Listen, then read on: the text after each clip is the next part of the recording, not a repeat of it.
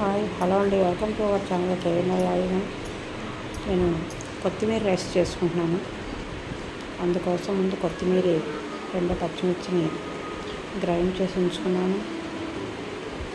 అలాగే కొద్దిగా 1 గ్లాసు రైస్ని కూడా కడిగేసి పక్కన పెట్టుకున్నాను.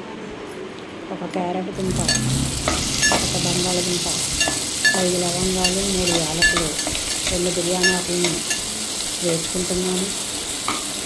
అలా కొద్దిగా వేగిన తర్వాత దాంట్లో అల్లం, వెల్లుల్లి, పచ్చిమిర్చి కొంచెం కచ్చా దంపుకున్న పేస్ట్ వేసుకున్నాను. కొద్దిగా బాగా పచ్చివాసన పోయే వరకు తీసుకుని మిరియాలను కూడా వేసుకుంటున్నాను. ముందుగానే వేడి నీళ్ళ నానబెట్టి ఉంచుకొని వాటర్ తీసి వేసుకున్నాను. అలాగే గ్లాసుకి 2.5 గ్లాసులు వాటర్ వేసుకుని దాని తగినంత సాల్ట్ వేసి మూత పెట్టుకుంటున్నాను.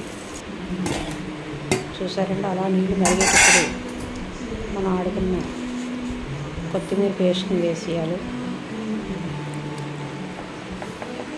అలాగే కడిగి పెట్టుకున్న బియ్యాన్ని కూడా వేసేసుకోవాలి.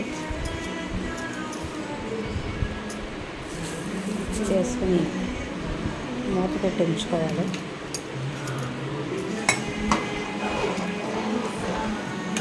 అంతే, కొత్తిమీర రైస్ రెడీ.